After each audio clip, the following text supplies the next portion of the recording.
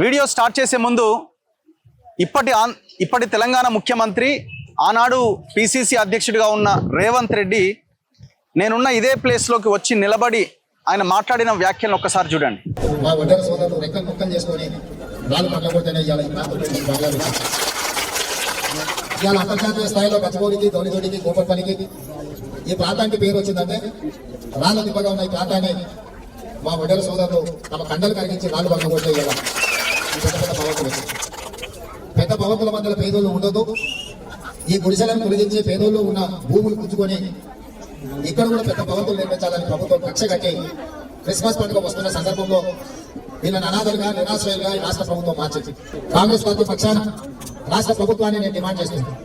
30 సంవత్సరాల పైగా ఈ ప్రాంతంలో ఇక్కడ బసవతారక నగర్లో నివసిస్తున్న వడ్డర్లకు ఇక్కడనే వాళ్ళు కోరుకున్నట్టుగా 120 గజాలు ఇవ్వకపోయినా పర్వాలేదు, కనీసం 60 గజాలు ఇచ్చి 60 గజాలలో డబుల్ బెడ్రూమ్ కట్టుకోవడానికి పట్టాలు ఇవ్వాల్సిందిగా వాళ్ళకు అనుమతి ఇవ్వాల్సిందిగా వాళ్ళు ఏదైతే విజ్ఞప్తి చేస్తుందో ఆ డిమాండ్ రాష్ట్ర ప్రభుత్వం వెంటనే ఆమోదించాలి. రాష్ట్ర ప్రభుత్వం నుంచి ఎంబడే పట్టాలు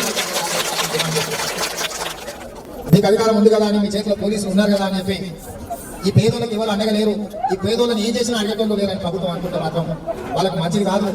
ఇట్లనే చేస్తే ఉన్న పేదోళ్ళందరినీ తీసుకెళ్లి చక్కగా ఎమ్మెల్యే ఇంట్లోనే వంట వార్తలు చెప్పించే బాధ్యత కాంగ్రెస్ పార్టీ. ఈ ఓటు వేసుకుని ఎమ్మెల్యే అయినా కేసీఆర్ ముఖ్యమంత్రి అయినా మీరు అనుకుంటారేమో షెల్టర్ జోన్ లో ఎక్కడో ఉంచుతాం ఈ పేదోళ్ళని నేనైతే అంటుకో పేదోళ్ళందరినీ తీసుకొని స్థానిక ఎమ్మెల్యే ఇంట్లోనే వీళ్ళ పట్టాలిచ్చే వరకు ఎమ్మెల్యే ఇంట్లోనే వంట వార్తలు చేసే కార్యక్రమాన్ని తీసుకోవాల్సిన పరిస్థితి వస్తుంది.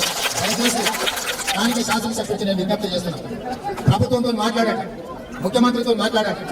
హైదరాబాద్ కూతవేటు దూరంలో ఉన్న అత్యంత అభివృద్ధి చెందిన గచ్చిబౌలిలో ఉన్న బసవతారక నగర్లోని పేదల్ని మహిళల్ని పండుగ పూట అనాథలను నిరాశ్రయం చేసి చలికాలంలో చంటి పిల్లల్ని ఇంతకుముందు ఒక మహిళ చెప్తుంది అన్న కూలగొట్టిన రోజు ఒక ఆడబిడ్డ ప్రసవం చేసింది ఇక్కడ.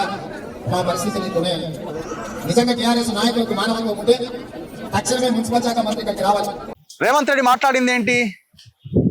ఇక్కడ ఉన్న పేదలకు సంబంధించిన గుడిసెలన్నీ కూల్చేశారు, వీళ్ళ గుడిసెల్ని కూల్చడానికి వీల్లేదు, వీళ్ళకి ఇండ్లు కట్టిస్తాము. ఒకవేళ కనుక ఇదే పద్ధతి కొనసాగితే ఎవరైతే ఇప్పుడు స్థానిక ఎమ్మెల్యే ఉన్నాడో అప్పుడు ఆయన ఎమ్మెల్యే ఇప్పుడు ఆయన ఎమ్మెల్యే అరికెపూడి గాంధీ షేర్లింగంపల్లి ఎమ్మెల్యే ఆయన ఇంటి ముందుకు వెళ్ళి వంట వార్పు చేస్తామని అన్నారు. మరి అధికారంలోకి వచ్చింది ఎవరు? పిసిసి అధ్యక్షుడిగా ఉన్న ముఖ్యమంత్రి రేవంత్ రెడ్డి ఇవాళ తెలంగాణ ముఖ్యమంత్రి అయిండు. మరి ముఖ్యమంత్రి అయిన తర్వాత ఆయన గతంలో చెప్పిన మాటలు ఏమవ్వాలా? నిజం అవ్వాలా? వీళ్ళకి ఇండ్లు కట్టించాలా, వీళ్ళకే పట్టాలు ఇవ్వాలి. కానీ జరిగింది ఏంది?